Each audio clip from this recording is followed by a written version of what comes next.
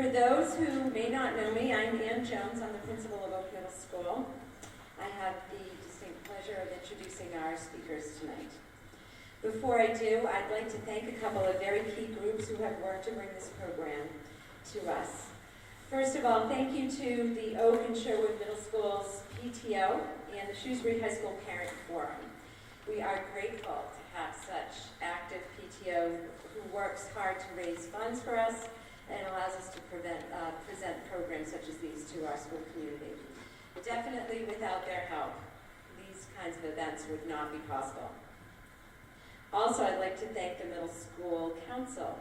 One of our school improvement goals this year was to develop programming that explores issues of character education and digital citizenship. This work includes curriculum-based components for use during teen time, as well as presentations for use with families and community members outside of our school hours. This program this evening is the second of 2 evening programs devoted to the challenges of raising healthy children and teens in the digital age. We are so grateful to these 3 groups and that they've pledged their support to help us in this very important endeavor. Tonight, we are joined by Dr. Robert Brooks and Mr. Rich Brooks to explore how we can prepare our children and teens for the challenges of tomorrow while teaching them to use technology today. Dr. Brooks is on the faculty of Harvard Medical School and received his doctorate in clinical psychology from Clark University. He has lectured nationally and internationally and written extensively about the themes of resilience, motivation, parenting, family relationships, positive school and work climates, and balancing our personal and professional lives. He is the author and co-author of 15 books, including Raising Resilient Children, Raising a Self-Disciplined Child, The Power of Resilience, Achieving Balance, Confidence, and Personal Strength in Your Life.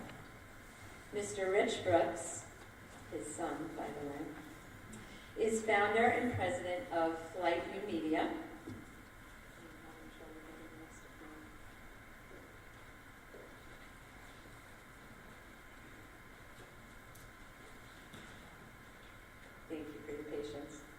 Is the founder and president of Flight New Media, a web design and marketing firm in Portland, Maine. He's a nationally recognized speaker on entrepreneurship, internet marketing, and social media. Rich presents and blogs on web marketing topics such as social media, search engine optimization, email marketing, blogs, and building websites that sell. He is currently an expert blogger at fastcompany.com and a regular contributor at socialmediaexaminer.com. He is founder of the Agents of Change Digital Marketing Conference and annual conference on search, social, and mobile marketing. He is also the tech guru on WCSH Channel 6 evening news show in Portland, Maine area. He teaches web marketing and social media courses for entrepreneurs at the University of Southern Maine Center for Continuing Education. And he also serves as a consultant to a high school social media club in the Portland, Maine area. Please join me in welcoming Dr. Brooks and Mr. Rich Brooks.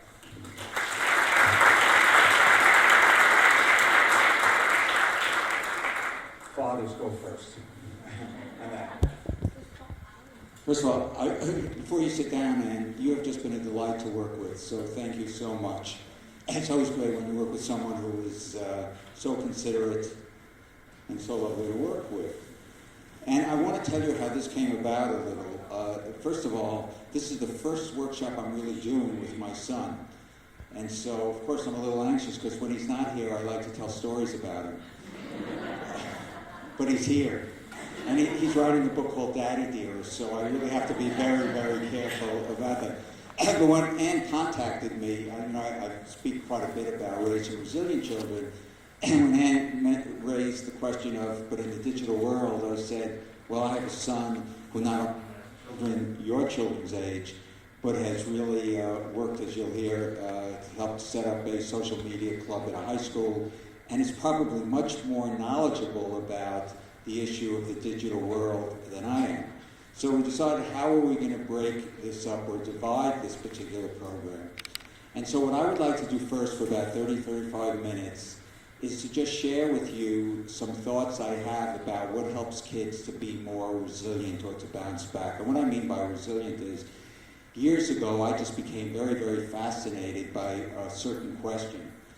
As a psychologist who has worked in many different settings, I started wondering, even for children who have a great deal of difficulty growing up, even for children who don't have many friends, even for children who have difficulty in school, I became very impressed over the years that when we followed them, when I worked at McLean Hospital, psychiatric hospital, I became very fascinated why some did very well in life and some did not. And then I had worked in the inner city of Boston for a number of years, and I became very fascinated by questions like, how do people who grow up under racism and poverty, and you meet them as adults, how is it that they really are doing much better in life than anyone would have anticipated? So most of my career has been spent looking at this topic of resilience, so what helps people to bounce back. But I only feel like I'm back in one's birthplace because having gotten my doctorate at Clark, and I did my internship, I don't think it's called the Worcester Youth Guidance Center anymore, on Belmont Street. And actually, not that Rich remembers this, but Rich was born, there's still Memorial Hospital. See? Do they have a plaque up for his mother sitting right next to him? And she keeps telling him she had 30 hours of labor, but I really wasn't that bad. So what I will do for... it's known as guilt. That's in effect, Rich. So what I would like to do first is to give you a flavor of the things that I started to ask is, how does a resilient child or even adult, how do they see the world differently from those who are not resilient? Because you see, parents started asking me a very interesting question when I wrote about resilience. Parents actually said to me, when do you start helping a child to be resilient? And even though I might say even it's in utero, but really from the time a child is born, that there are certain characteristics that resilient children have and certain skills that those who are not resilient don't have. And one of the things was, well, parents then said to me, well, under what situations can you help kids be resilient? And I said, in my book, Raising Resilient Children, I said, any situation. You know, when I coached my sons in basketball for years, you could use sports as a way of helping kids be resilient. When you discipline them, you can. So what I'm going to do is, based on hundreds and hundreds of families I've worked with, on research I've done, I would like to share with you what people have found are the most important things to help kids in today's world to really deal with stress much better, because the reality is resilience does not mean you're not going to have stress. Resilience means when stress comes up, you feel that you have ways of coping with it. So let me take you, what do I do with this? Oh, I could just use this over here, right? No, I didn't lose it. It's right here. I knew I shouldn't have invited him, you know, but then, and he speaks last. That's the real problem. Okay. One of the things that came up, psychologists started asking adults who had really experienced a great deal of stress. They started asking them, and I think I go to this first line.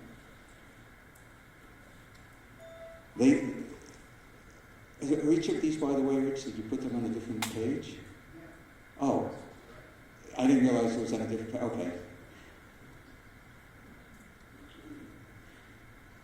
Psychologists started asking individuals who had really struggled in life but were doing much better as adults. They asked them a wonderful question. And it was a question that I thought was a question that had to be asked. They would talk to adults who had different problems growing up. They had difficulty in school, you know, as I mentioned. They may have grown up in homes where there was unfortunately abuse. And they asked them this question: what do you think was the most important thing in your childhood or adolescence to help you to be resilient today?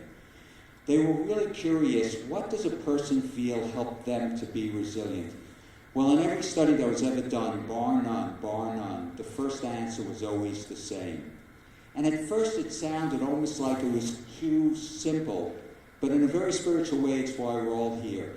The first answer was always, there was at least one person along the way who truly stood by me and believed in me. You could talk to someone who had been abused, but they would tell you about a coach or a teacher who really helped them. And they would say, this is one of the reasons I could be hopeful and optimistic today. In 1988, one of my heroes in the field of psychology, a woman psychologist who died a few years ago, his name was Julius Siegel, he actually wrote this wonderful 3-page article. If I could mandate it, it would be up in every home and every school. But if you go to my website, you'll see his quote in a number of places. This is what Dr. Siegel said. He said, in research conducted around the world about children who are having difficulties, the ones who make it have during their childhood or adolescence the presence of what he called a charismatic adult. And some people were taken aback by the notion of charismatic adult, but his definition of charismatic adult is just wonderful. He said, quotes, a charismatic adult is an adult from whom a child or adolescent gathers strength. I love that image, a child or adolescent gathers strength. By the way, when I first read his work, it impacted on almost everything I did. When I would meet with parents in my clinical practice, I would ask them this: when you put your sons or daughters to bed at night, or they're at the age where they're putting you to bed, I don't know the exact age, do you ask this question: is my son or daughter stronger because of things I've said done today, or are they less strong? Any workshop I give for teachers, I always say to teachers, at the end of every day, do you ask this question: is every student in my class stronger because of things I've said or done, or are they less strong? And by the way, you could ask it about any relationship. I do a lot of marital therapy. This gets dicey. When you ask a husband or wife, is your husband stronger because of things you've said? And by the way, you ruin more marriages that way. They hadn't even thought of these questions. But it was a fascinating question. So wherever I went, people would say to me, I'd really like to be. I kept getting the question. I want to be a charismatic adult. What do I say or do? I mean, and by the way, it's an intriguing question. So what do you say and do? All of us would want, wouldn't we want, every one of us in this room want to feel people gather strength from us. So I'm going to focus on one aspect. What happened then is, parents would say to me, I want to be the charismatic adult in my child's life. What do I actually say and do? Well, what that question brought up was an intriguing question, because then they would ask, but what does a resilient child look like? What skills do they have? And this is what I started asking. How does a resilient child see the world differently from one who is not? There is not one of us in this room who knows what's going to, the future our children are going to face. We may have a rough idea, but I will say this, every one of us in this room, everyone as a parent, hopes our kid is resilient, because whatever they face, they want that child to be able to handle things. And so what I'm going to do relatively quickly is, in many of my books, I have about 10 characteristics of resilient kids. I've selected about 5 or 6, but on my website there are many more articles. And I'll tell you why I especially wanted Rich to participate in this program. Not only when I heard Rich speak, but he's going to show you part of a videotape of a social media club he helped us at a high school in Portland, as Ann mentioned. And as I was listening to these kids in the high school, you know what I was thinking? That what Rich, he may not realize this, and with the teacher involved, what they were doing is they were really helping kids to be resilient. They were serving as charismatic adults, because through the social media club, they were teaching these kids skills that we would all love to see in our children. So rather than sometimes we get nervous about technology, the question is, how do we use it? And since this is a little different than mine, okay. So, charismatic adults nurture what I call a resilient mindset in children. Let me tell you, what I mean by mindset is a way of seeing the world and certain skills that you have. What I'm going to put down now, I'm going to list some of the skills. What I'd love you to do, I know right now I'm just like a talking head up here, but what I want you to do is, as I discuss this, I want each of you to think about your own children, your own lives, and the experiences you've had. So I'll take you on a very quick journey. You know, when you've been in the field for 40 years, you could spend hours on this. So this is an overview.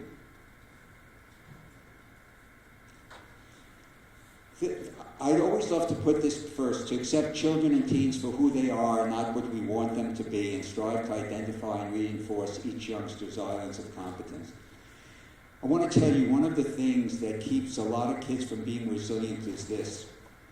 Before we become parents, whether we realize it or not, every one of us in this room, we already have images of who we would like our children to be. Can I tell you a little secret? Not every kid really fulfills those images. And kids are so different. You know, I've written a lot about this. You know, children are very different at birth. There's research to show some children are born what they call with easy temperaments. You know what they are? And those are the kids, from the moment they come out, they look up to you as if to say, don't you, I'm going to make you feel like the best parent to ever walk the earth. Those are the ones you cannot wait to bring to your own parents, as if to say, see, this is how you raise children. And by the way, you love to have a school conference about an easy child. They actually call them easy. And the teacher loves to have one with you. Some of you look puzzled. Let me tell you what happens. The teacher starts by saying, wonderful child, wonderful, wonderful, wonderful. Oh, a joy, a joy, a joy. But you know what they found? And if you go to my website, there are 5 articles I give to every parent about the different temperaments in kids. They found not every child's born easy. Another type of child, they found a slow to warm up or shy or cautious child. They found some kids are always in the background. We may push them, but you see, even well-meaning parents, if you don't accept your children, may sometimes push a child in ways they really can't fulfill things. I was once seeing a 7-year-old girl in therapy, very shy kid. Loving mother, but would anyone like to guess, the moment this girl came home from school every day, the first thing the mother said to her? First question. Close. What did you have? Did you speak to anyone in school today? Because you know, if you don't speak to anyone, you're not going to have any friends. 7-year-old girl, she looks up at her parents, looks at me, starts to cry. And she says, don't they know if I could speak with someone I would? The mother didn't do it on purpose. But you see, one could say, what if you were the therapist? What would you start wanting this girl and these parents to do? Some kids are just born shy. Imagine if one of you was shy and I said, by the way, who's shy here? Of course, if you were shy, you wouldn't even raise your hand. But I noticed you put your head down, I called you up and I said, would you please speak to the audience? How many of you would say, he's such a sensitive psychologist there? And then, so they had the easy, slow to warm up or shy, and then they had what they call the difficult child. Some of you may have difficult children. Some of you may have come out tonight to get away. But you see, you have to know, because it's not that you did anything wrong. Difficult children, many of them have hypersensitivities. Any of you have a child who says, I can't stand the label in my shirt? Or by the time they're 3, do I have to wear underwear? Do I have to wear socks? Do I have to wear anything? They're hypersensitive to sound. But the problem is that if you don't know this, sometimes you say or do things, and you know what? When your kid looks at you, you know what they're going to feel? You are disappointed in them. And when the main adults are disappointed, you can't be a charismatic adult. So I started to say to parents, you know what? Not every kid is going to be exactly what you want, but every child has strengths, or what, in 1982, I think, was the first time I said every child has strengths or islands of competence. The problem is, and I'm just telling you what the problem is, and why I loved watching, you'll see part of Rich's video, which I think really shows kids how they can have strengths. If you came in to see me, after a few minutes I'd say, tell me your child's strengths or their beauty or their islands of competence. But the problem is some strengths that kids have, the parents don't honor them. That, you know, I wish my kid were a better athlete, better scholar, or whatever. But the parent who does serves as a charismatic adult. I was seeing this 7-year-old boy. He loved artwork. Guess what? His father loved sports. Father, though, is very good. He said he doesn't play sports. I said, I think he's more interested in art. I love his father. He said, I don't like art. But then father actually teared up and he said, but I guess I could lose him if I don't get interested in his interests. So you know what he did? He signed himself and the kid up for an art course at one of the museums in Boston. He calls me after the first art lesson. He's all choked up. He said, I couldn't believe how happy I was seeing how happy my son was. And then he said, and he even told me how to hold my pencil.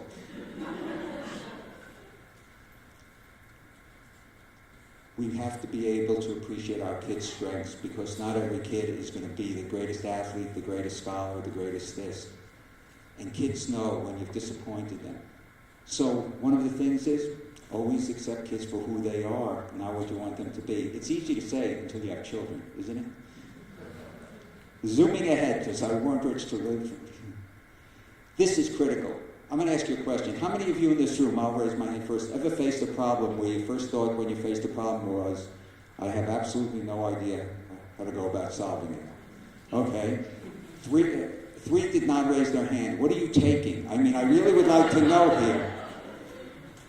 But now imagine this. Imagine if almost every problem you faced you could not solve. You get overwhelmed. You have meltdowns.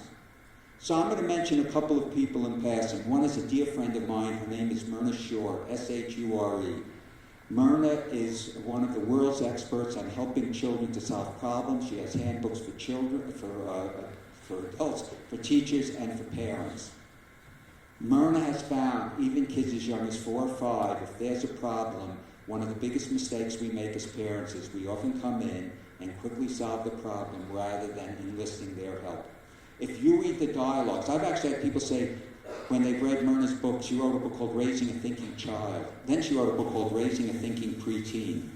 Someone told me that is an oxymoron. I have absolutely no idea there, but Myrna found, and if you read the dialogue, someone once said to me, can 4-year-olds really solve problems?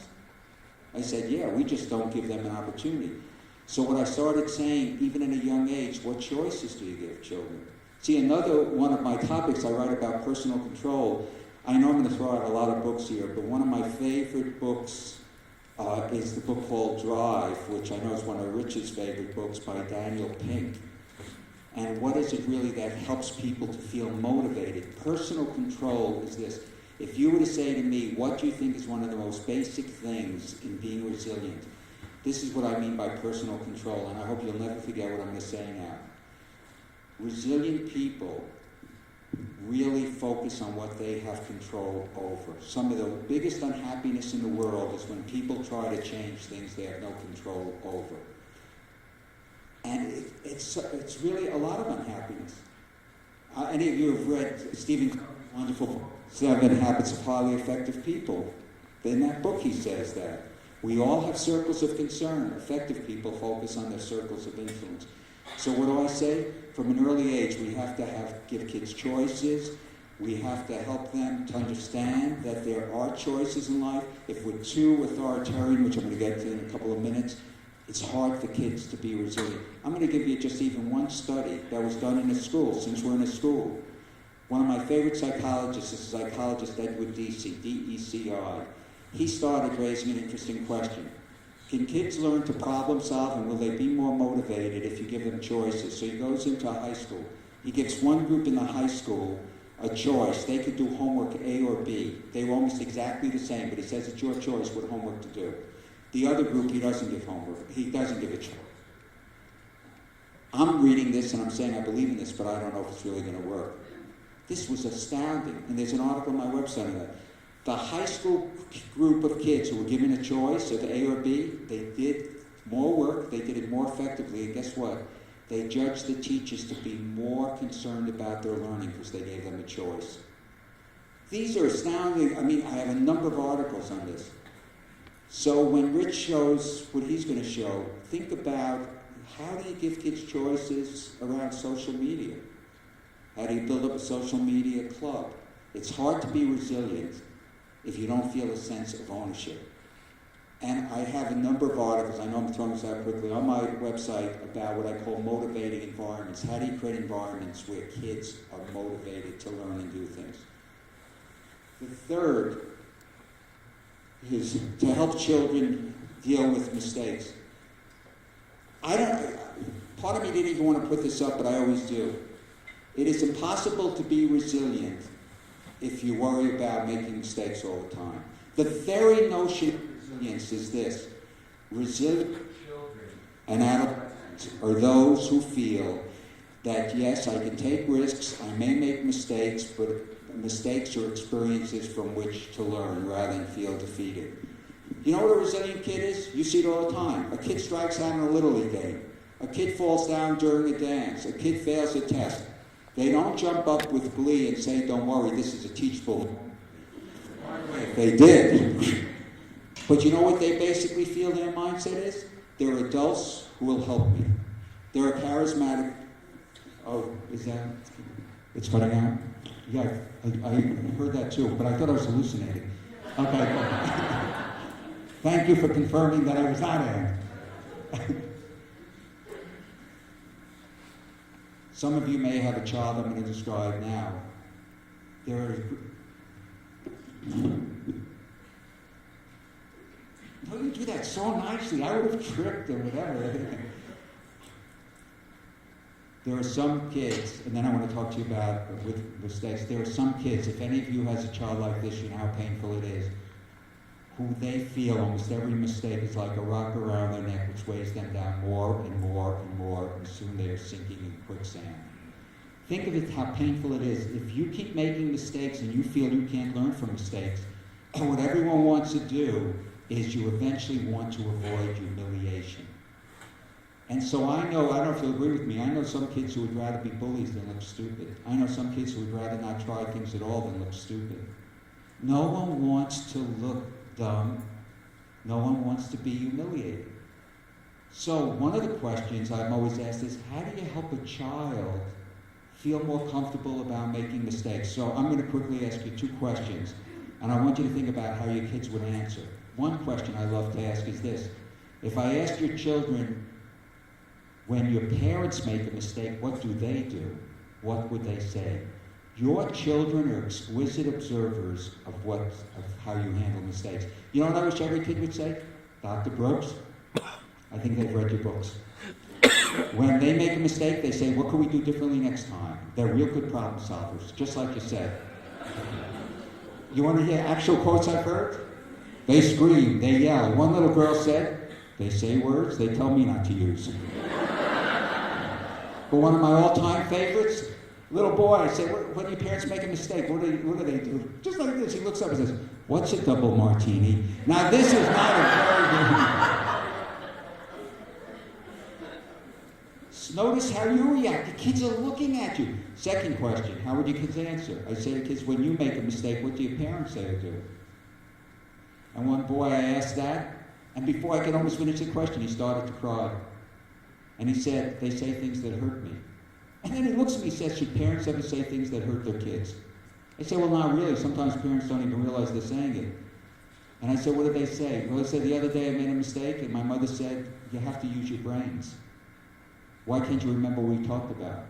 And a woman in the audience one time said, is it really that bad? Because sometimes I'll say to my kids, use your brains. I say, well, think of it this way. Imagine if you were out with your husband or friends, and you made a mistake, and they looked at you and said, another mistake? Were you using your brains? I said, be honest, would you say to them, that was very helpful. I just feel so much support there. So how do you use social media? How do you use the digital world to help kids feel comfortable with mistakes? You see, these are the questions. Because the digital world is here. It's how do you use it? Okay, just a couple more points I want to make.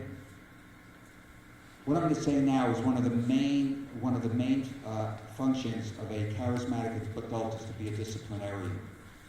I spent a year researching and writing a book on how to discipline children in ways where they will become more, listen to this, respectful, responsible, and resilient, rather more angry and resentful.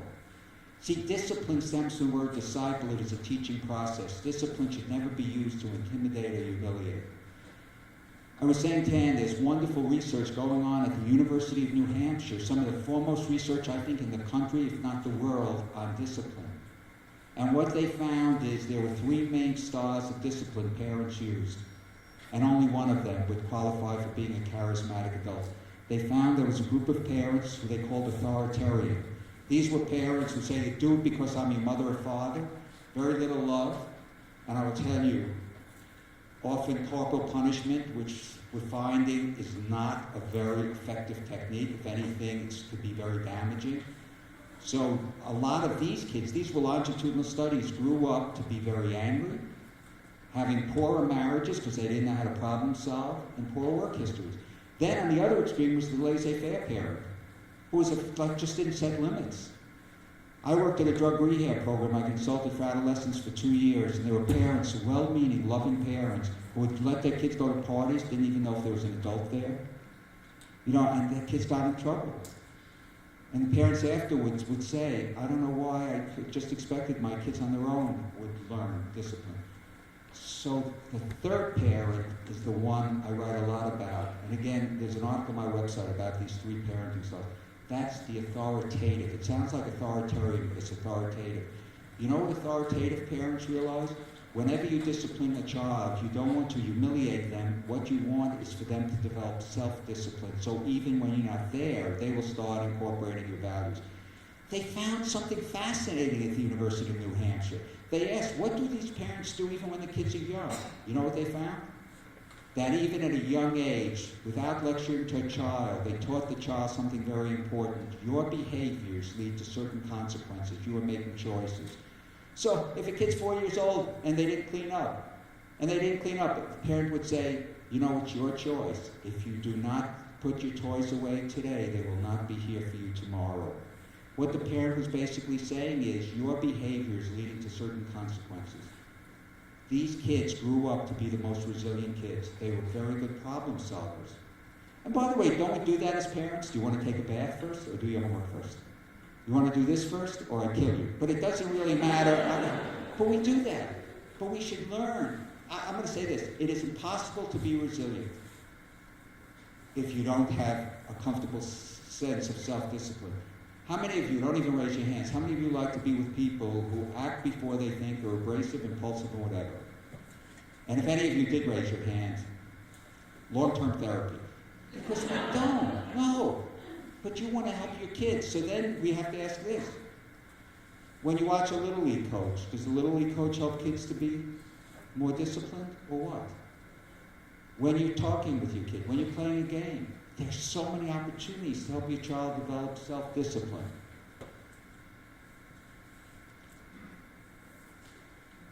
And this, I put in, this is my last point before. This point is something I've been writing a great deal about. Years ago, when I wrote my first book on school climate, I asked 1,500 adults this question. Of all the memories you have of school, what is your favorite memory?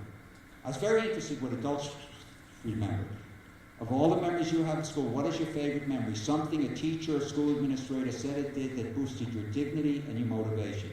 See, if we had time, my long workshops, I call people up, what's your favorite memory? What's your favorite memory?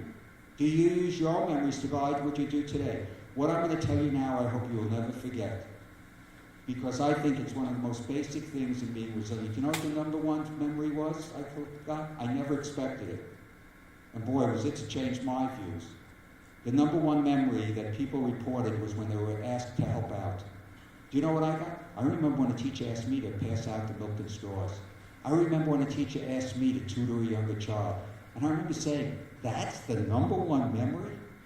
And when I was writing a book about resilience in kids, I don't know if you'll agree with me. I say this, I think there's an inborn need in children to want to help. By the way, you want to try it? Go to any nursery school. Stand in the lobby. Don't tell them I sent you in case you're disruptive. And just simply say, I need your help. You'll become like a light bulb. 80 moths will come towards you. It is incredible. And by the way, I was very narrow-minded about it because I basically said every child should have an opportunity to help out. But then when I was writing my book about resilience in adults into our elderly years, do you know elderly people who are actively involved in helping others, even if some of their other habits aren't great, they smoke too much, whatever, lead longer lives. Then I came across a study done in prisons to lessen prisoner violence. So some prisons, you know what they did? They brought in something. It wasn't extra officers. What did they bring in? And violence went down appreciably. Pets. If you go to my website, there's an article called Puppies Behind Bars, where they actually brought in pets. They trained the inmates to train the pets to be seeing eye dogs. I should have guessed the other thing. It's a prison, drug-sniffing dogs. And you know what? I went to the blog of the prisoners, and these were some of them I'll call hardened prisoners. One wrote, "I never thought I could care again. I will never stop caring now." Emmy Werner, a Holocaust survivor, has been studying a whole population in Hawaii for the last 50 years. What she found is this: those children and adolescents who were given opportunities to help others were much more resilient. You know what it is? Think of the mindset. Because I'm on this earth is a better place. Now, Ken, what does that mean for all of you? That's why I love it when I go to schools, and I don't know, Rich is much better person than I am. I love to sit down with like an 8-year-old, and they're working at the computer or their iPad. Could you help me with this? And the kid's whole face lights up. It's incredible. So let me just bring up an ending. 2 other questions I would like you to think about. First question I love to ask kids, and by the way, if it's a young kid, I would never use this language. What charitable activities have you seen your parents involved in the last 6 months? I will tell you this, one of the most important things is for kids to see you involved in helping others. I'm not talking about anything earth-shaking. I love kids to say, my mom or dad are on a committee in school, or they're coaching a team, or they're doing this in our place of worship. One boy really struggled, and I remember he looked at me and said, they write out checks. Now, by the way, I'm not against writing out checks. I write out checks too. But do they see you doing this? The other question I really think a lot about is, what charitable activities have you been involved with as a family? There are things I would do differently as a father now that I didn't do as much of, but I think by the time kids are 5, 6, 7, we should take kids for walks for hunger, walks for AIDS, walks for our favorite charity. You see, what this says to a child is, because I'm on this earth is a better place. In a 50-year study, as I mentioned, that Emmy Werner did, if she could find that what happened 40 years ago, kids helping out, had an impact now, it is so powerful. And that's why when I go into schools and love to sit down, I love kids to do that. With my patients, I used to have a little diploma I give to kids, assistant psychologist. I couldn't do it with the adolescents because after a while they asked for a fee. But no, you were really helpful. You see, instead of saying, remember to do your chores, we have to start using other words like, we need your help. And that's why when I consult to schools, I feel older kids should be helping younger ones. See, this says, I'm worthwhile. So one of the questions then is, I know this is a quick review, is, as over the years I've tried to look at what is it we could do on a daily basis, whatever the activity, to help kids to start really feeling that they have the skills, the problem-solving skills. They have the compassion, they're able to give, they're able to deal with mistakes. Then what comes up is, it could be used in any situation. I've consulted with youth coaches, it could be used there, it could be used in almost any situation in schools. And then, a number of years ago, we were confronted with the dawn of the digital world. And it started presenting issues. I know for me it did. I would not have had one of the first websites if it wasn't for Rich, who he had started his business and he said, you should have a website. This was what, 1997 or something? And you know, my thought was, you could see what a great prognosticator I am. He said, I did it because he was my son, but you know my real thought was, who the hell needs a website? What is this? And now, of course, if you don't have a website as a professional, people say, you know, why not?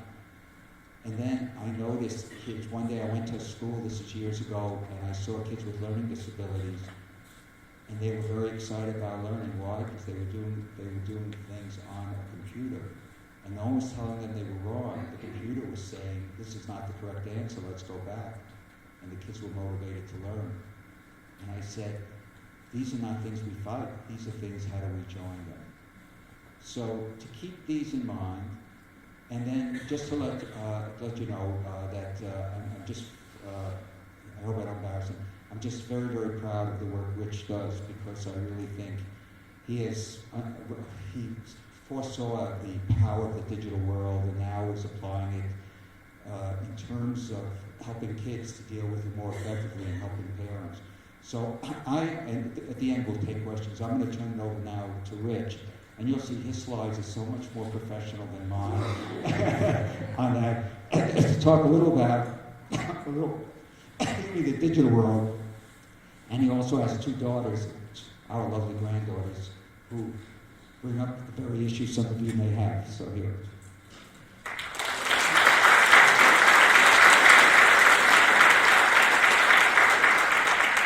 Thanks, Dad. He's so understanding, isn't he? If only he had that knowledge when I was growing up. Yeah, I actually think I built like 3 websites for you in a year because I think my dad was afraid if he fails at this, he's moving back home. All right. So, I do a lot of presentations, but most of my presentations are more for businesses. So I apologize in advance if this isn't the type of presentation you're looking for, but what I really wanted to do today is, I'm not an educator, I'm not an education specialist, I'm not a psychologist, I'm just a dad who spends way too much time on the internet. And so I wanted to kind of just share some of what's going on, building off of what my dad started talking about with some of the resilience issues, maybe to talk a little bit about some of our shared concerns about our kids, and how much screen time they have in digital media and all that sort of thing, and just talk about a few different things today, and then again, open it up to Q&A. So let's start off. So today, there's 3 things I really want to talk about, and then we'll take some questions. First of all, what's the role of schools when it comes to social media, and how can schools use social media to increase self-esteem, self-resilience, and also like this feeling of resiliency? What are the skills that are associated with resilience, and can we use social media to kind of enhance that? That's one thing I wanted to talk about. Another one is setting limits. And how do we set limits on screen time in the digital world without stifling creativity in our kids? And how can we still cut down on screen time without actually limiting their ability to do homework or their ability to learn? Not just school learning, but just learn in general. And then also, how can we as parents and perhaps teachers manage and monitor what they're actually doing online? And I actually had a nice conversation with Anne before we started, and I'm glad I did because I went against many school policies, I was about to. So I'm going to share with what I do as a parent. I'm not necessarily a professional parent. I've only got about 20 years experience between my 2 kids, so your mileage may vary. But the bottom line is I'm going to share with you, and then I'm going to talk a little bit about what the schools are recommending too, and so you'll need to find your own path. So whenever I do a presentation for businesses or organizations, I always have to have that slide that kind of establishes my credibility so that they know why they showed up. So this is that slide, even though I did get introduced. So my name is Rich Brooks. I'm the president of Lightning Media. We're a web design and internet marketing company in Portland, Maine. Anybody here ever been up to Portland? A few hands. Awesome. Most of you people. Next time you come by, just be sure to say hello. I'm also on 207, which is the evening news program we have on the NBC affiliates up there. It's called 207 because there's only one area code in Maine. People from New York freak out when I say that. What else? Yeah, so I write for the Social Media Examiner. If you are into social media marketing, this is the #1 social media blog in the world. They have over 200,000 subscribers. I'm a guest contributor. I contribute quite a bit, but this is just showing this is where I spend my life. I also put on my own conference, so I'm short of at least 1 speaking gig a year. It's called the Agents of Change Digital Marketing Conference. We have that up in Portland, Maine, and it's online as well. And then in my free time, I have a podcast. And if you've never listened to a podcast is basically an internet radio show that you can download onto your iDevice whenever you like and listen to it. There's all different types. I do one on marketing, that's present, where I interview experts from around the world in search, social, and mobile marketing. And at this point of the presentation, this is when I usually go to the next slide. But because we're talking about parenting and education, I also just want to mention that I am a parent of 2 lovely girls. Here are my parenting skills right here. If you can't read this, it says, I think I've hacked this solo parenting thing. Turns out it's not so tough. My wife was away for about 9 days in Hawaii on a girls' trip, and this was, I think, day 8. So I posted this to Facebook whenever I think I'm being funny. I post something to Facebook or to Twitter, and my buddy Sammy, who has a nom de plume of Rollo Tomasi, says, "Come on, they're not seriously tied up. They're like the Joker and Penguin tied up from 1960s Batman." I love Sammy. Okay. So, as parents, we did not grow up in a digital world.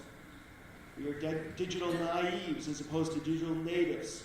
So many of us have fears. I mean, I spend a lot of time online. Like, I put my kids to shame when it comes to the amount of time I spend online because that's my business and because I'm a geek. And so I feel a little bit more comfortable, but I know that there's a lot of people out there that have some concerns about what's going on and concerns about having iPads in the home and in the classrooms. By the way, Harry Potter fans, do you remember what scene this is? Anybody?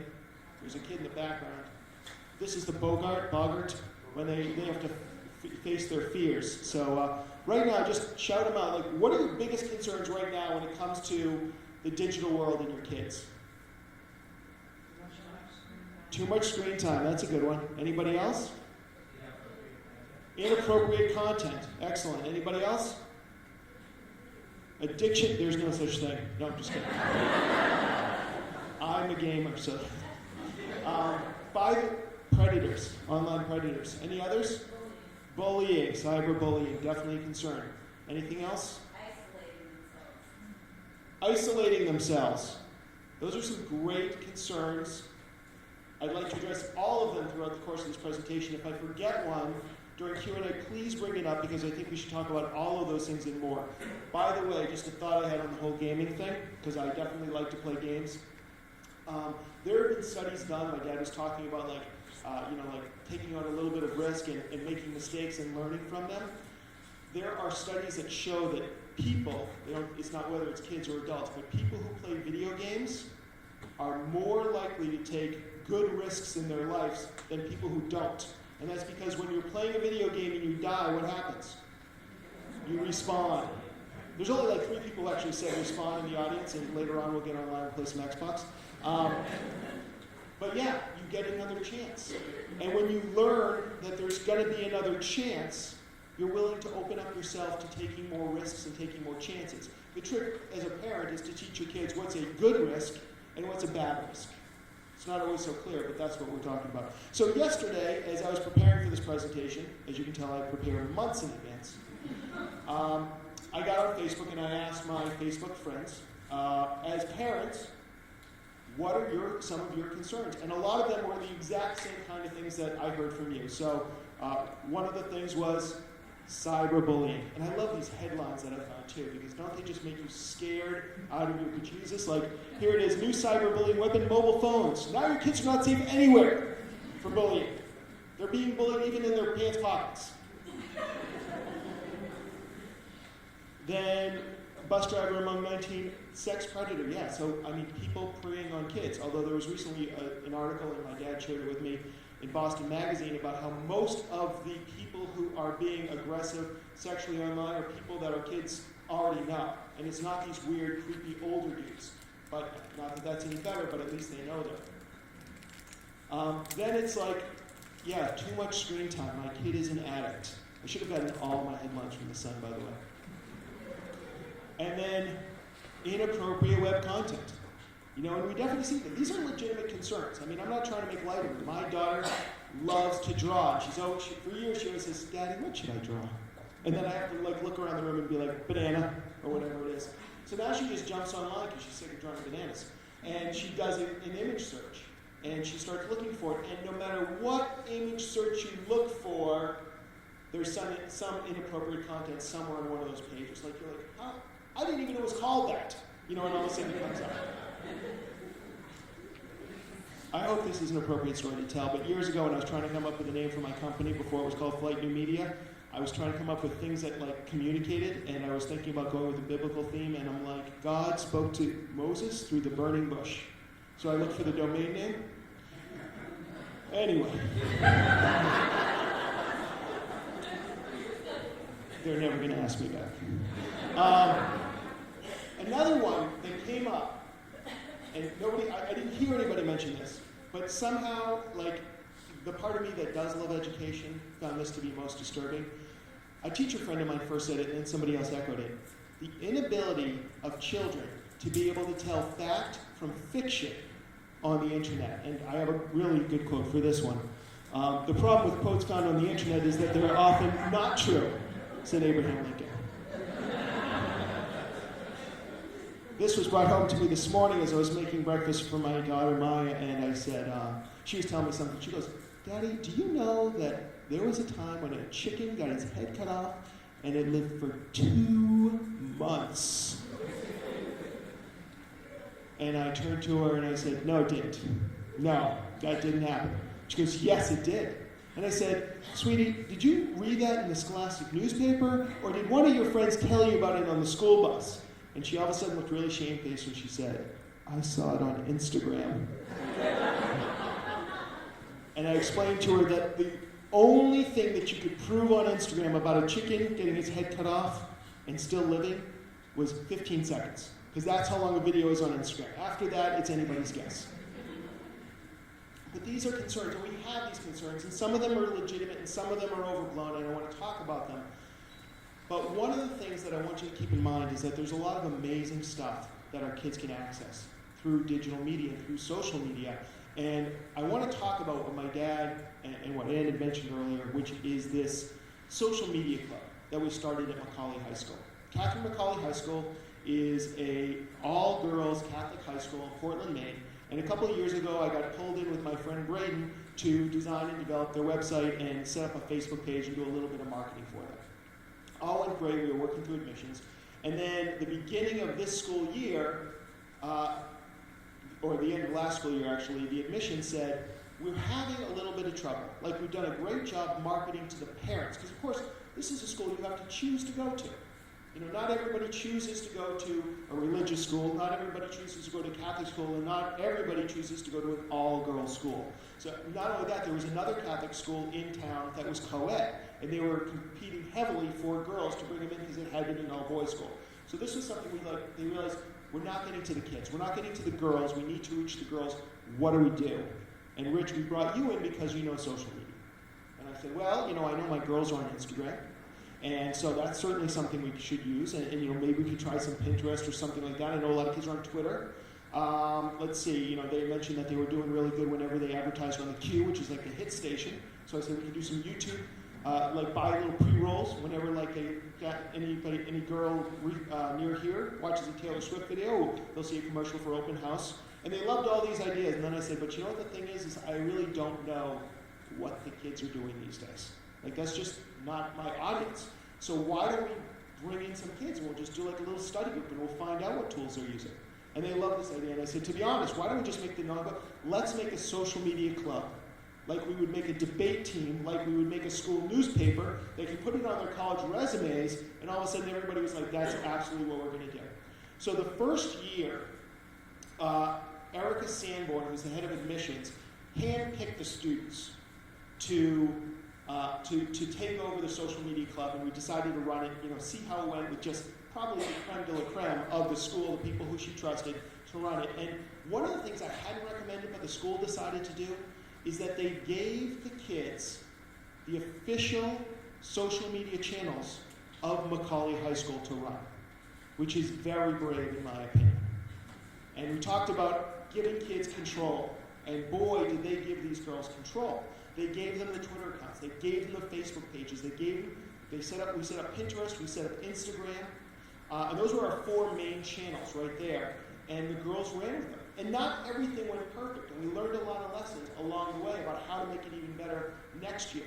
One of the rules was that they don't allow cell phones in the classrooms. But if you're a member of the social media club, you could use your phone in the classroom. So it's instant credibility, like everybody wanted to be in the club. And to make sure that they were really in the club, and this wasn't my idea either, but it was great branding, is they had a Flying New Media pin that they would wear on their school book bags and or backpacks, and that would allow them to use their camera in school. So I went to the corner and I started selling them for like $5 a piece to any kid who wanted them. But what I want to do, I hate when people show videos during presentations because I think it's just lazy, but that's exactly what I'm about to do right now because I'm really tired from standing. Especially this video because it's 4 minutes long, but I really think it's important for you to see, hear it from the girls' mouths about what Social Media Club was like for them. This is a video that appeared on 207, the TV show that I mentioned. I pitched them on the idea and they loved it, and so this is the highlights, about 4 minutes long, so And Katie, the Shadow Days is about to come up. Now that's where potential students come and check out the school. Right. And you're an interesting story. You have an interesting story about Shadow Days. Right. When I was growing up, I was convinced I was going to another high school, and that's all I really thought about. And my school organized a group Shadow Day here at Macaulay, and I said, oh, I get to miss a day of school. I'll go, sure. So I came here, and I fell in love with the school. I loved everything about it. I loved the teachers, the students, the classes, the environment, everything. And I said, wow, this place is great. I can picture myself here. And Shadow Days is the next project. Right. So now we're trying to encourage other students to try out a Shadow Day, because that's all it took for me. So is there a way, Rich, that Kathleen can communicate that message in 140 characters? Well, in 140 characters it might be tough, but some of the things that we've talked about in the club is the fact that we might write a blog post and post the blog post up. And then, of course, we can share that blog post through the Facebook on Macaulay, through Twitter, through Pinterest, and by creating that piece of content, then we have different ways to share. And it all came about because we're trying to figure out how do we reach the students, because ultimately it's the kids that make this decision. So that's really how we all started talking about how do we bring more of the student voice into some of the social media activities that Macaulay was doing. And in particular, in Shadow Days speaks to, the focus has been on the parents of potential students, right? Yeah, so from a marketing standpoint, exactly, that Macaulay had always been talking to the parents, but of course this is a big life decision for the students, and so it came up like, well, how do we get the students involved? And then one thing led to another, and all of a sudden we're like, let's have a social media club, like a chess club or whatever club you have, and it just came to be that we said, yeah, let's get it together, and this way the girls could come together, start putting together plans on what's appropriate behavior, what's not appropriate behavior on social media. That could be a really positive thing for both the students and for the school as well. That is such an important topic because we often hear about bullying online. We hear the negatives online. Parents obsess about how to protect our children and yet let them be individuals, right? Particularly in the years that you're in, where you're trying to be more independent. In a couple of years, you're going to be at college, right? The parents can't control anymore. What have you learned about that very important skill of being safe online and still being yourself from this club? Well, I know that we kind of have like a saying at Macaulay that if you wouldn't say it or do it in front of Sister Edward Mary, who is our principal and our camaradas, we don't do it, basically. And it's kind of common sense almost a little bit, with just like if you don't want someone to see it, then you shouldn't post it online. Right. We've learned how to make an appropriate way of advertising our school, to speak to the students themselves and say, hey, this place is pretty cool, like you should give us a chance, you should check it out. And does that carry over into your personal Facebook pages and Twitter accounts? I would say like it was never really an issue, kind of, if that makes sense. Like I never thought about doing that kind of thing, but it does like transfer over, and which I would never even think about it now. What about you, Kathleen? Did it make you think about more what you do in your personal pages? Of course. You start to look at yourself differently, saying, if a lot of people are going to be looking at this, particularly prospective students, maybe, or colleges, right, colleges, maybe even teachers that just happen to cross it, would they be proud of me? Would they look at me in a certain way and say, wow, she's a really cool girl? Or would they say, what are you doing? and maybe not the best fit for our college or our university? Right. I think it's actually really brave that Macaulay gives them the freedom. I mean, they give them the keys to the car, more or less, to express themselves and to share their stories through the different, sometimes like through the Macaulay, official Macaulay channels, that we've got students actually telling the story of Macaulay. And I think that's very brave for Macaulay to allow that, but I think it also teaches the kids a whole other level of responsibility. And I think that this idea of a social media club should be carried on to other schools. I just really like the fact that Macaulay started this. This is the only one you know of. The only one right. When we came up with the idea, we hadn't heard that anybody else had done it. If they are doing it, we hadn't heard yet. At a high school, a college? Yeah, like I said, it might be out there, but we hadn't heard of it when we decided that this would be a great way of getting the students involved with their own storytelling. All right, so pretty impressive group of girls. And we did learn a lot during the course of that club. I was only supposed to come in like 2 or 3 times, kind of just make sure they were going in the right direction. And basically every single month I go in there, and it is definitely the best hour I spend every month, at least the most rewarding. And they've learned different things. Like they sat down and they figured out that if we have a whole bunch of people who are supposed to be on Twitter, updating the Twitter feed, that they don't do it because there's some psychological reason for this. My dad will be able to tell us later. But when a bunch of people are responsible for something, it never gets done. So as soon as they started assigning people to certain days or to certain tasks, it got done. So they started getting a lot more serious about it. And a couple of them discovered that they liked marketing, something that they had never even thought about before. And in fact, when they had to do job shadowing in the community, 2 of the girls asked if they could come to Flight for the 2 days, and they did. They came and they worked with us, and that was very rewarding as well. So a great group of kids. But again, they were allowed to make their own mistakes. They had a lot of leeway in terms of how they wanted to market the school and how they wanted to talk to other kids, and they even started to develop a social media handbook for what's appropriate behavior for students at the school. So again, giving kids the ability to make some of those decisions, definitely a way of building resilience. So let's shift now and talk a little bit about establishing some limits on how much screen time that we're going to allow our kids. And at the same time, when we're limiting this, we still want to be able to allow for creativity, aid in homework, and support learning. And so it's interesting. My daughter recently had a concussion from snowboarding. And one of the things that they do, I don't know if hopefully none of you have had a daughter or son who's had a concussion, but they put you on the strict regimen of no screen time. In fact, like when I first heard that you got a concussion, I'm like, yeah, how many concussions did I have as a kid? You fall down on the pavement, your mom maybe wipes the blood off, and then she says, go back outside. Not you, Mom, you were wonderful. But we never had those big deals, but now it seems like, I don't know about in your town, but we're having a lot of kids with concussions, and what it seems to be, the evidence points to the fact that kids are not giving their brains a chance to rest. My daughter is definitely addicted to her iPad and her iPhone, and they're saying that maybe one of the reasons why kids aren't bouncing back from these bumps on the head is because they don't give their brain a chance to rest. So I think it is important that we don't let our kids watch the screens 24/7. And I was actually planning on forcing you to watch another video that we did on Channel 6 where they interviewed our family about screen time, but I can just summarize it here. So at the same time, it's like we can't stop our kids from doing homework. And screens in the digital world are becoming an integral part of homework, and I think that's important. Because the bottom line is, when I was growing up, when I graduated high school, I didn't say, I really want to be a web developer when I grow up. Because there was no such thing. Even when I was in college, I didn't say I wanted to use social media because there was no Facebook. Whatever my daughters are going to end up doing for their careers, it's probably not anything I've heard of to this point in history. And your kids are probably very similar. We are teaching kids today for jobs that we don't know about.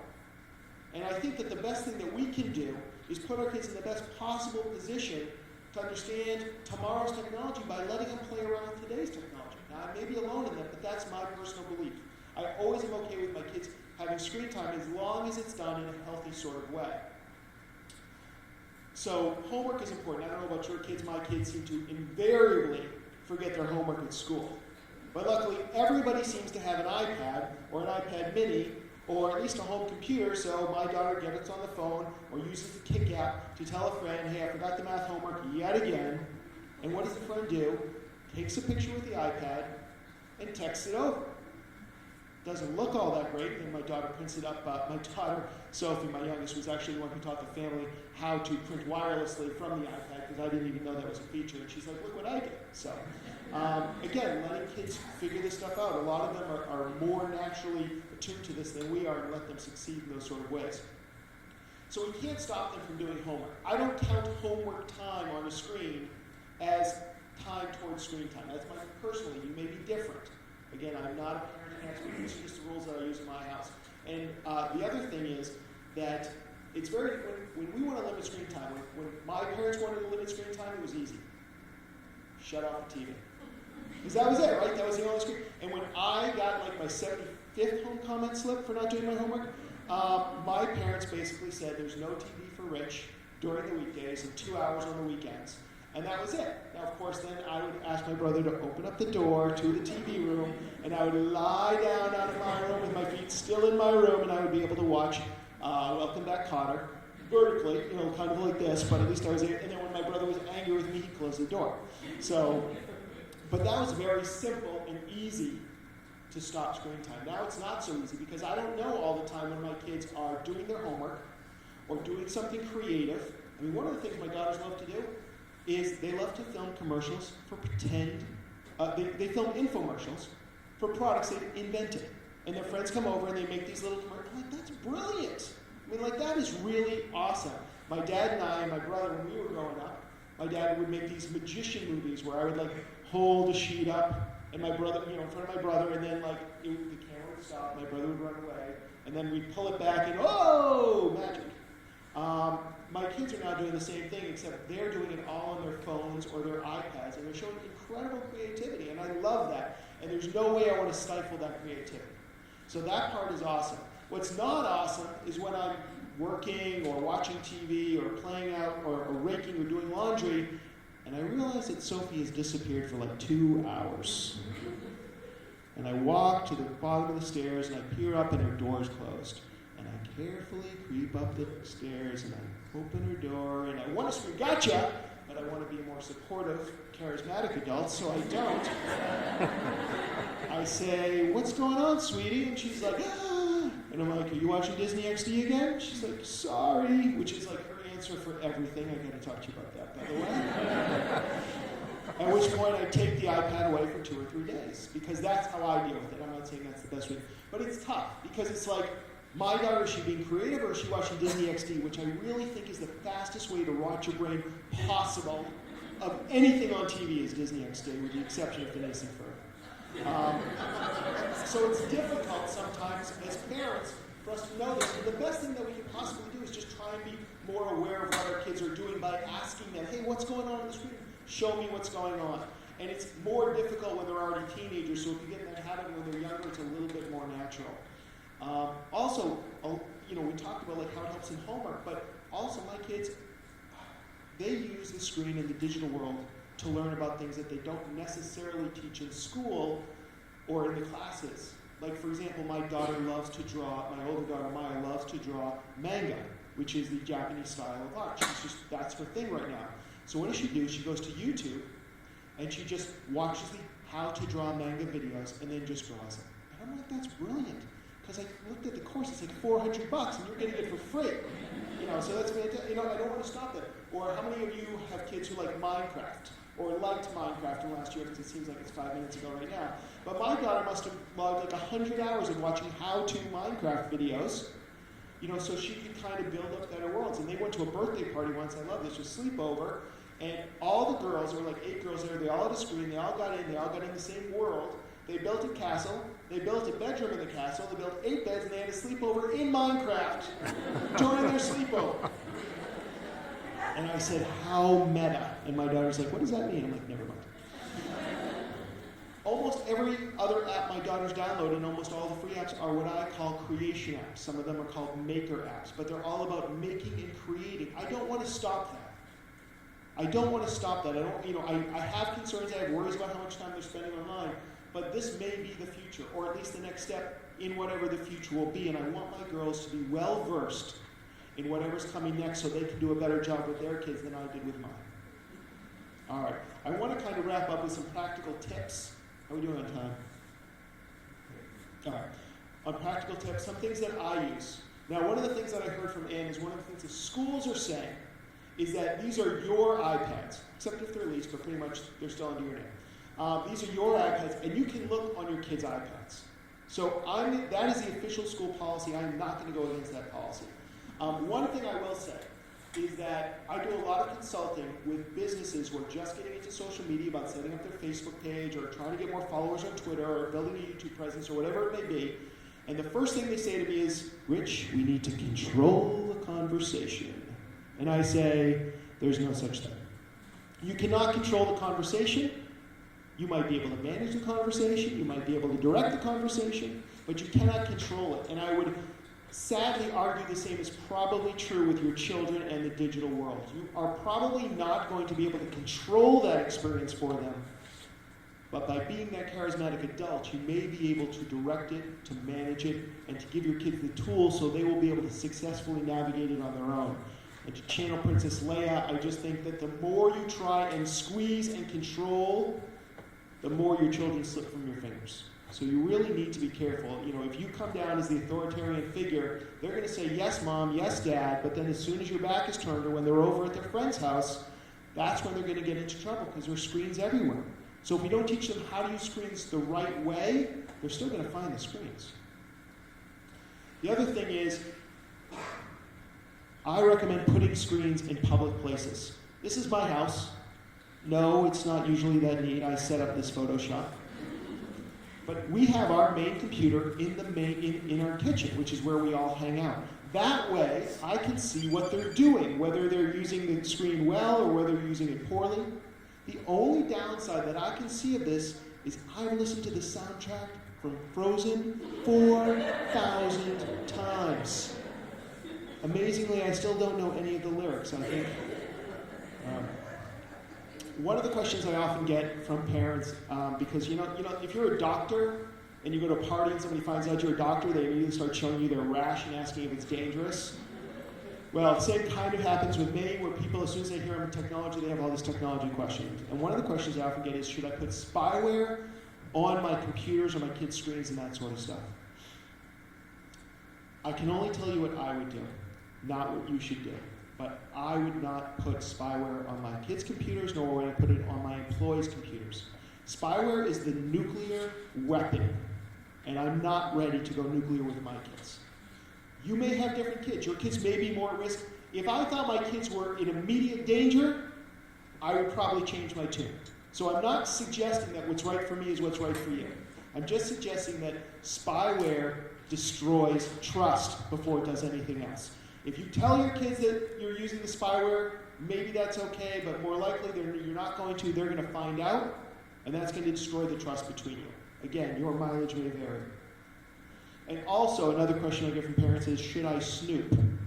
I'm going to say something that goes against school policy right now. I don't snoop. At least I have not snooped yet, as far as you know. Now, I don't consider snooping when I'm sitting at the kitchen table and I see my daughter's left her phone there and it beeps and I go, I wonder who's texting her. That's not snooping, that's dumpster diving. I mean, that's in the public domain and I feel totally fine about it, but I don't go into my kid's phone. That may change because my girls are 9 and 11. When boys enter the picture, I may have a completely different attitude, and so your mileage, again, may vary. I have a friend who had a son with emotional difficulties, and one of the things he did is he hacked both of their Facebook accounts, but his mother is a state senator in Maine, and he got on as her and said, I just want all of your blessings because my son has just committed suicide. That's an extenuating circumstance for sure. I don't want to say that what I do is right because I don't know your situation. But for the average kids, I don't think that these are the right ways to approach it. I think we need better tools and better ways of handling it, even though it takes longer. And I just want to wrap up with some life lessons. These are some of the discussions that I've had with my kids, or will have with my kids in the next few months. This is going to come as a shock to some people, but there is no such thing as privacy anymore. What we thought was privacy is gone. Everything is online these days, and we just have to be aware of it. Whatever you put on the web is there forever, and even if you didn't put it there, your friends put it there, and it's probably public. So you need to be aware of this, that there is no such thing as privacy. That being said, do not give out your personal information on the web.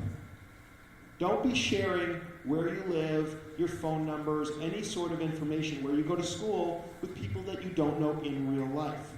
In fact, even if you know them in real life, be careful because, to paraphrase that famous New Yorker Time magazine, on the interweb, nobody knows you're a dog.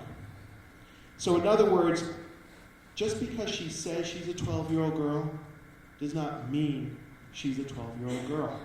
Now, the actual number of sexual predators out there is much smaller than Fox and CNN want you to believe, but the bottom line is you got to be smart about it too.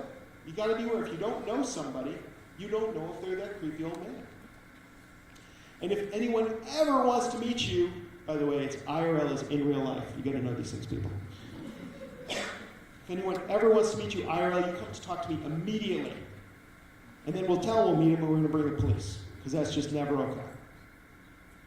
That being said, it's okay to be careful, but don't let fear rule you.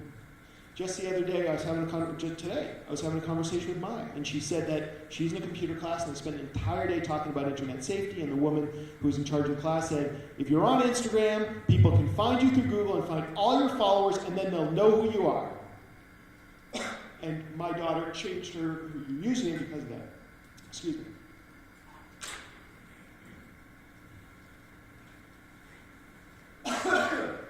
One girl canceled her account, deleted all of her photos.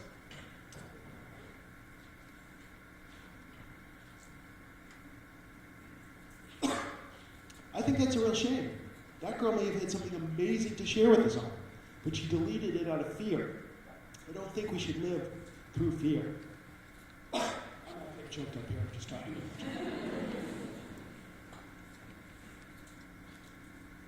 I also tell them that not everything is for kids on the internet. Some things are just for adults, just like when Daddy sends you up when he's watching just about everything that he likes to watch on HBO. I get to friend you on Facebook. If you're going to be on Facebook, you've got to have me as a friend. Now I know that you can hide stuff from me and DM your friends, but the bottom line is I want to see how you portray yourself if you're on Facebook. I get to follow you on Twitter and Instagram and everywhere else. So the same rules on all these. If you're going to be there, so is Dad. No sexting. It's scary to even say that to an 11-year-old girl, but it turns out they're already talking about it in school.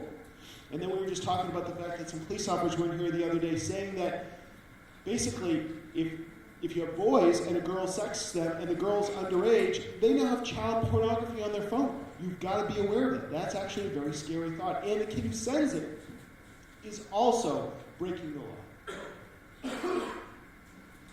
No sexting ever, because Snapchat is forever.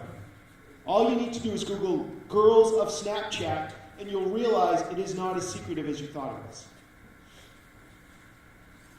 Other than that, have fun. That's all I have. So I'll bring my dad back on now and time for questions and answers.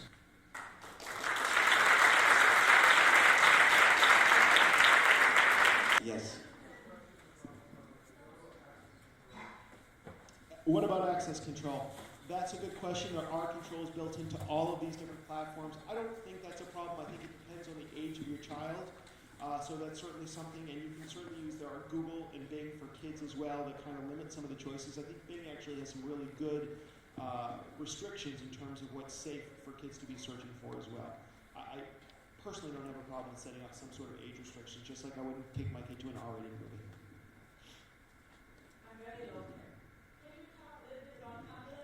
My daughter wants to be on Tumblr. Okay, so your daughter, the question is, can you talk a little bit about Tumblr? My daughter wants to be on Tumblr.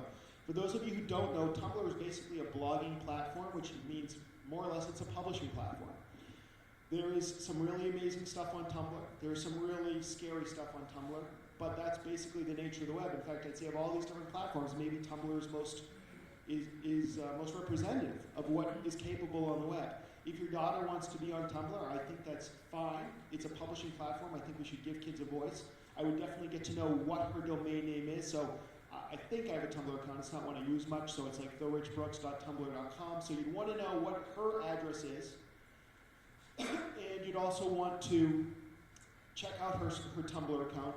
And a lot of parts of Tumblr is it makes it easy to tumble somebody else's stuff, so share somebody else's stuff. So you'd probably want to see who her followers were, which also, and that would be some of the stuff that I would do basically. Just make sure, kind of keep an eye on that sort of stuff. If you're, whether or not you're concerned or not, it wouldn't be a bad idea. Or if you really wanted to embarrass her, also get your own Tumblr account. momofwhatever.tumblr.com. Seriously, that's the fastest way to make Facebook unpopular, right? All the parents got on it, now all the kids are like, Facebook's dead. So that would be one option. And actually, I forgot to tell the story. So my daughter's first choice for platforms was Instagram. And then, so I'm looking at their Instagram account, and I realize they have all these followers. I don't know who they are. I start freaking out, and I say, here's the new rules. First of all, you have to have a protected account, meaning that you need permission to see my daughter's feed.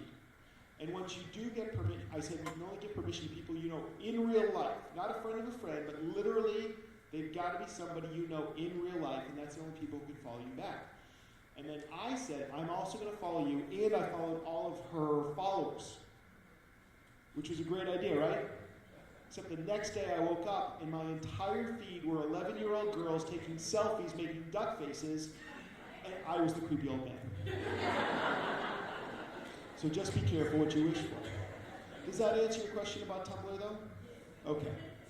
Question over here.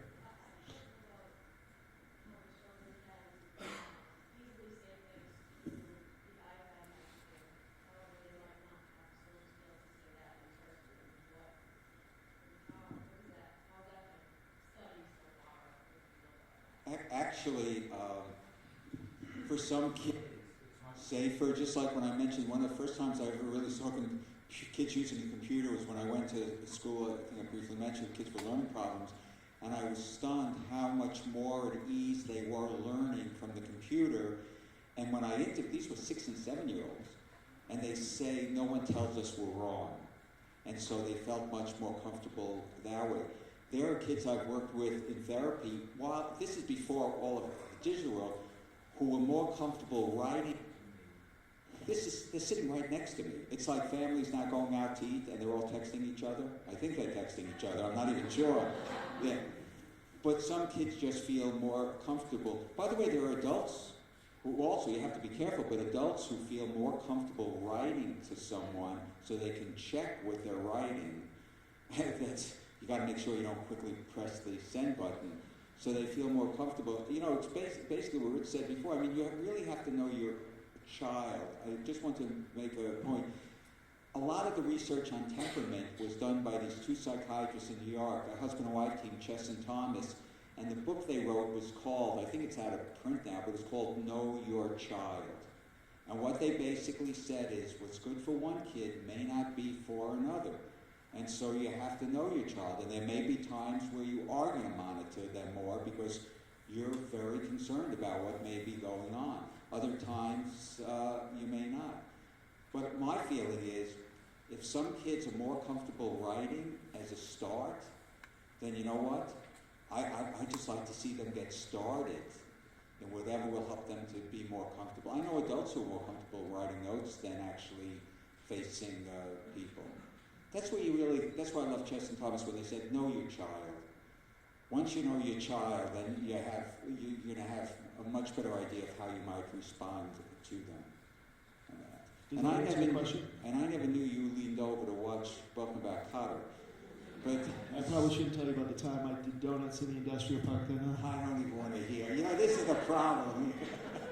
He turned out okay, but oh, God.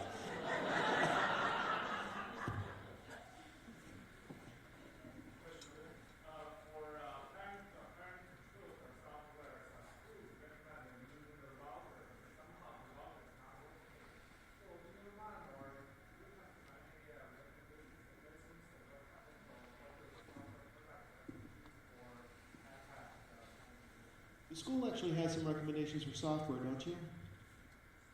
In terms of filtering software? No. Oh.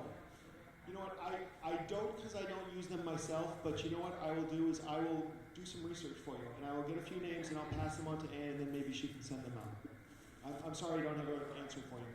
This setting that you can put on your router on OpenDNS, you go to their website and you can register, and they give you their an IP address that you put as the address for your router. What it does is anytime you go looking up for something and it's inappropriate, just set up as block like OpenDNS. Okay. So that is maintained by parents and associations or schools that track illegal or any inappropriate. So OpenDNS was the name of the software. There was some technical jargon that they talk about on Star Trek there in the middle. No, just kidding. I'm just not smart enough to get it. That I think if you Google OpenDNS, you're going to find it. There'll be a walkthrough on YouTube, I'm quite sure. All right, you guys can chat afterwards. But my concern with any filtering software is that if we rely on it too much, that it's never perfect. Because there's always another inappropriate site that came out that's going to be able to get through. And so it's not that filtering software is bad, but I still want to have that conversation with my kids that say, if you're going out there and you're going to see stuff, the bottom line is you're probably going to see stuff that I never had to see, when I was growing up. And you just need to be aware that sometimes you want to look away. And it's hard to sometimes look away, but the bottom line is you kind of know yourself. And I know with Maya, my oldest, she's very good about, like, when there's a scary scene in a movie, she walks out. And I used to kind of be like, come on, sit through it. Then she'd end up sleeping in our bed, so I stopped that. Where my other one doesn't seem to have that kind of problem. So again, getting back to the know your child, that's probably going to be one of the things. So no problem with filtering software, but it's not going to catch everything. It's up to you to kind of build those tools help your children build those tools so they know when to turn away.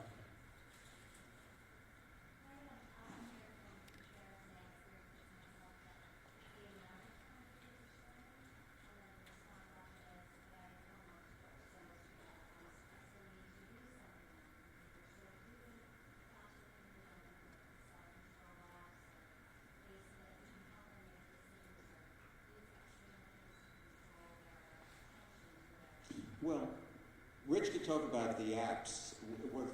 What your question is, a lovely question, which brings up is, and I was thinking of Myrna Shaw when she said to me, parents can't all of a sudden have their kids start problem solving when they're 13 or 14. You really, and I know for a lot of you, the kids already at a certain age, it has to start earlier on. Now, what I really learned from Myrna and in my clinical practice, what I really found is, I think these have to be areas of discussion because I think the child has to buy in more. And one of the things is, what I always felt it was very important, and a lot of problem-solving programs didn't do this, is I would ask actually the kid, do you see this as a problem? And I would have the parents say, do you see this as a problem? Now, by the way, almost every kid, no.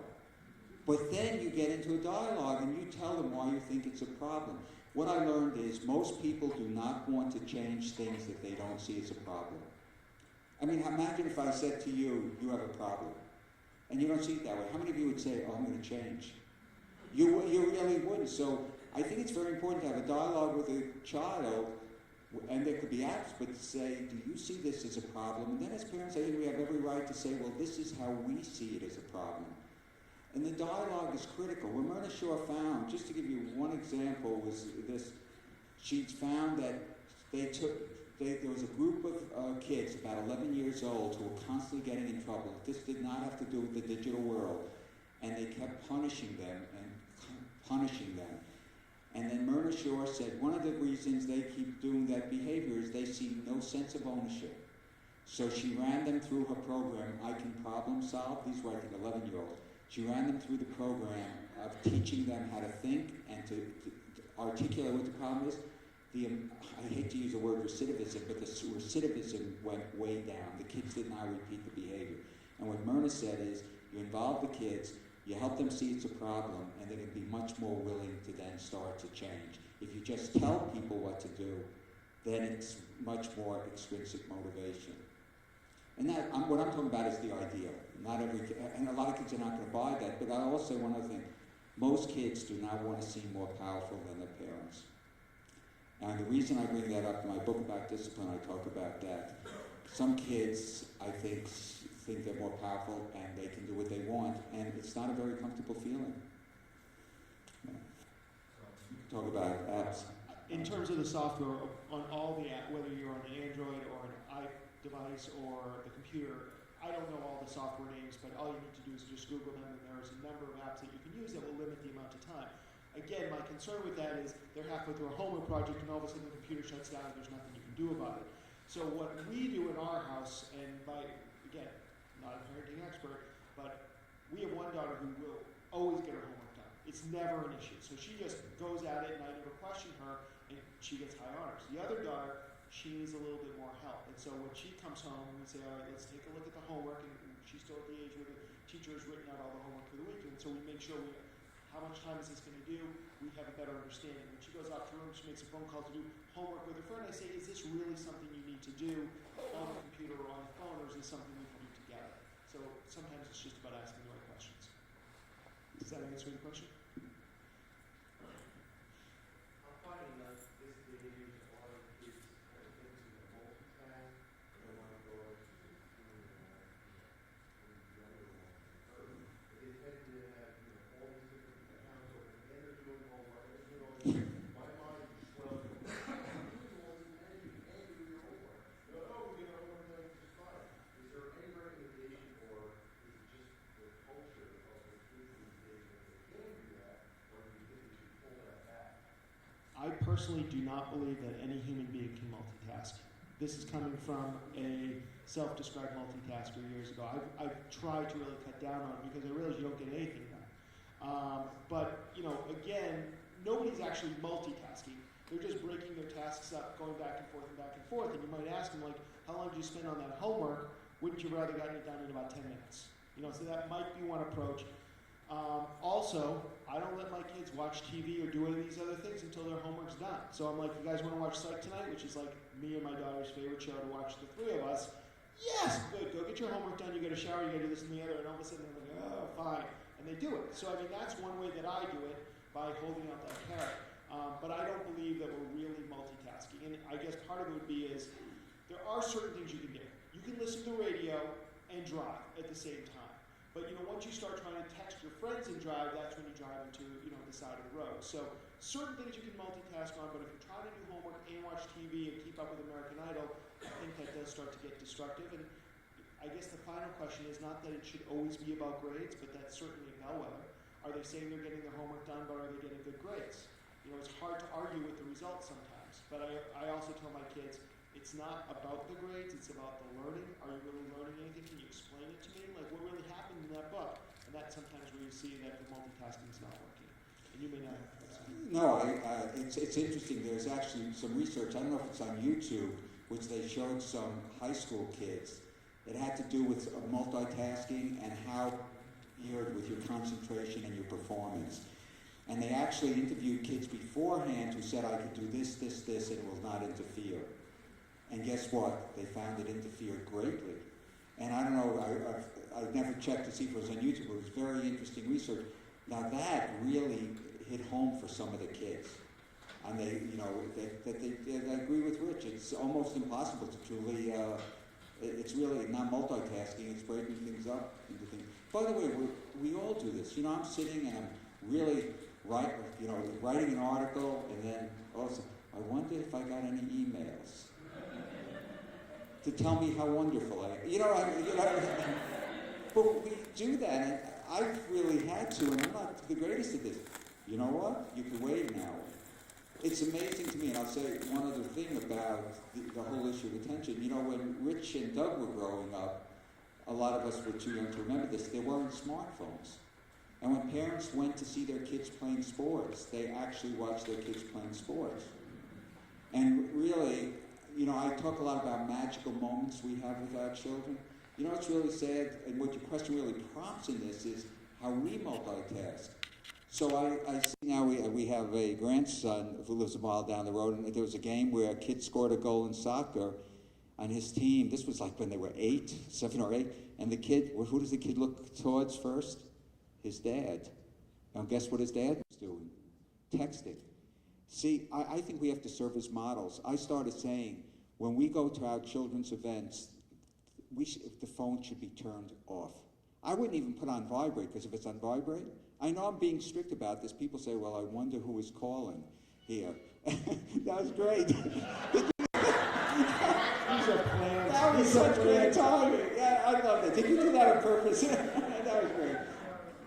Yeah, your daughter said me like, that was wonderful. But anyway, there are those moments, because in some of my work, I've asked adults what were some of the most precious moments with their children. And imagine that boy who said, I scored my first goal and my dad was texting.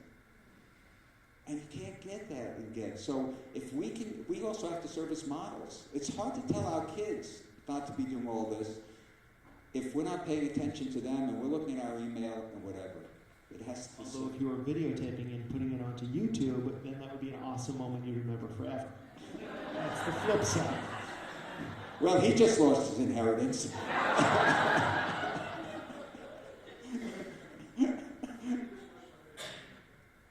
want to go back to one of the images you showed earlier, where you said, you bring the family computer into an open space, but, even the computers are sort of disappearing. Everyone's got their own personal thing. They just go into their room and walk in, and, you don't sneak up and just sort of, knock on the door and ask them what you're doing.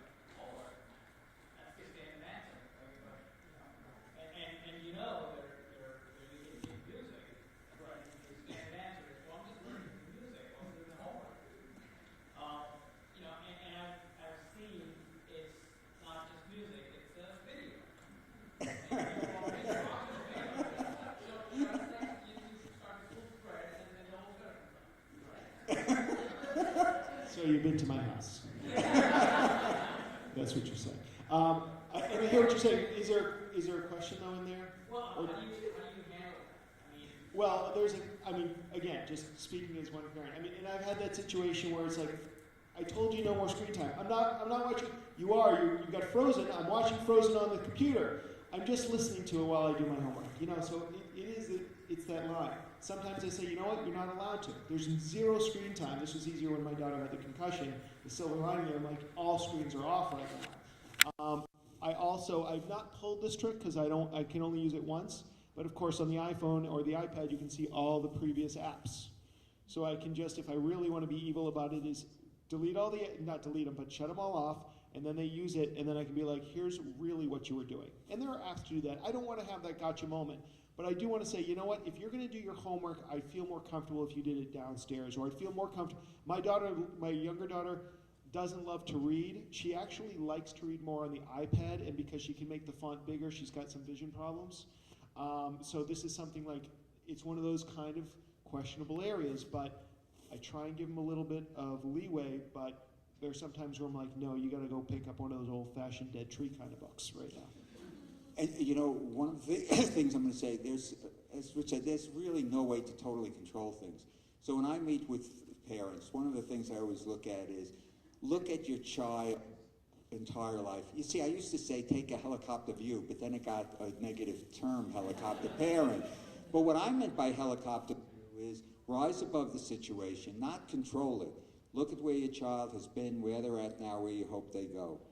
All kids, even some standing here, did certain things that made it's totally acceptable. But you know what I say to parents is, if the overall development of your kid is going smoothly, all kids may do different things. Sometimes we have to say a prayer about it, but they all do. And most kids at times are going to sneak a look at a computer or do certain things. But if along the way we've at least taught them certain values, I think those things, if we take a helicopter view, we could see those were very small things in the child's entire life. And that's why when parents say this little incident, but I said, tell me about your child. You know who I worry most about? Some of the kids who go home or in the room, someone used the word isolated, or just isolated, have no friends, very depressed and whatever. Those are some of the kids I worry about the most. I really do. And a lot of the other kids, I know they're going to do certain things. I know kids who I've interviewed have told me they do certain things. And yet, some turn out to be very good adults. I bet a lot of you, if I interviewed you about your childhood on that. So maybe time for one more question, or one more question?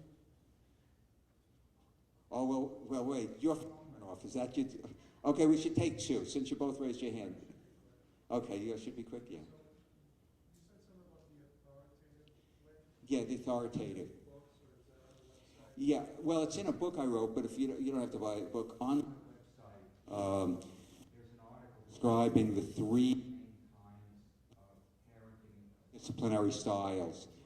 Yeah, why don't I? This is 3 main kinds. So it's just was a review of it, and it to me was very fascinating because it was a longitudinal study. They looked at what happens with kids who grow up in authoritarian homes, laissez-faire homes, and authoritative homes, and what do they look like when they become parents themselves? What's their marriage like? What's their work history like? So you know what, it gets you to think about, am I this kind of parent or this? And of course, what I advocated is become an authoritative parent, not authoritarian, because that was the parent who really helped kids learn self-discipline, but never with a loss of dignity on that. So there is an art, I forgot which one, but if you can't find it, just email me on there. And there was one more.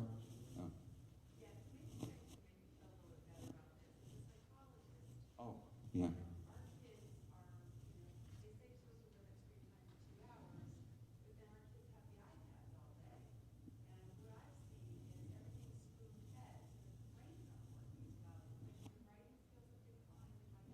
Mm-hmm.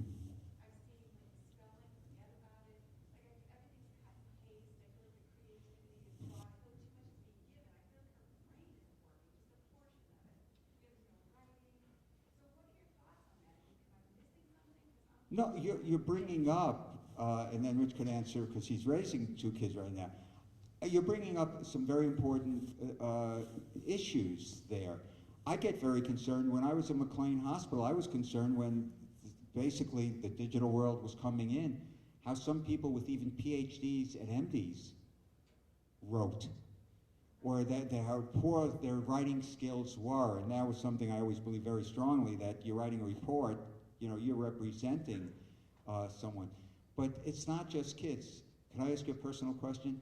How many of you keep your cell phones in your bedroom at night? Or iPads or whatever? You see, there's some fascinating research. Rich taught me to tweet, so by the way, he'll tell you where he's eating on his tweets. But mine, and then he told me to tweet more than once every 3 months. And I'm up to like 5 followers, but it's getting there. But I tweeted a couple of articles. What I tweet are articles related to our health and whatever, you know, that. And there have been some fascinating articles recently about how it affects your sleep just to have your cell phone in the room with you. Unless you're you're expecting an emergency. That we really, if it was up to me, there would be no iPads or